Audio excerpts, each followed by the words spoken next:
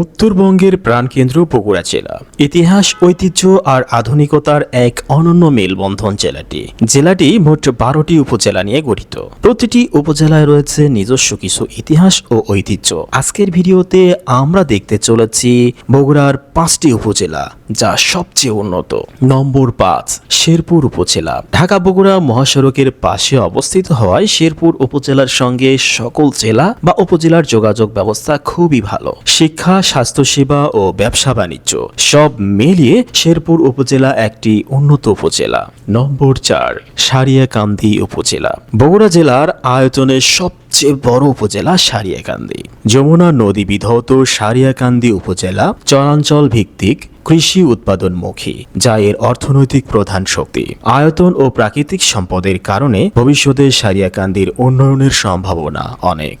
নম্বর 3, শিবগঞ্জ উপজেলা। উন্নত উপজেলার তালিকায় 3 নম্বরে রয়েছে শিবগঞ্জ উপজেলা, যার পিছনে সবচেয়ে বড় ভূমিকা রেখেছে মহাস্থানগড়। দেশের অন্যতম প্রাচীন ও ঐতিহাসিক প্রত্নতাত্ত্বিক স্থান হওয়ায় মহাস্থানগড় শিবগঞ্জকে জাতীয় ও আন্তর্জাতিকভাবে পরিচিত করে তুলেছে।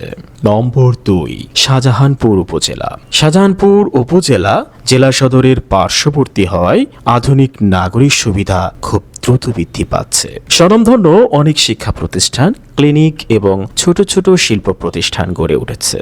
শহরকেন্দ্রিক সকল সুযোগ সুবিধা পাওয়ায় এই উপজেলা দ্রুত উন্নয়নের দিকে ধাবিত।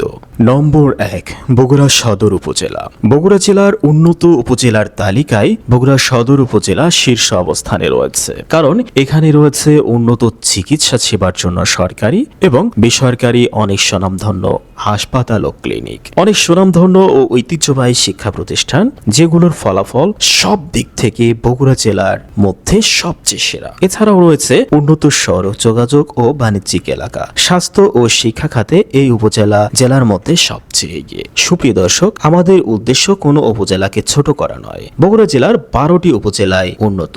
প্রতিটি উপজেলায় রয়েছে ভিন্ন ভিন্ন গল্প। আর আপনার বাড়ি যদি বগুড়ায় হয়ে থাকে, তাহলে আপনার উপজেলার নামটি কমেন্ট করে জানিয়ে দিন। এতক্ষণ পাশে থাকার জন্য ধন্যবাদ।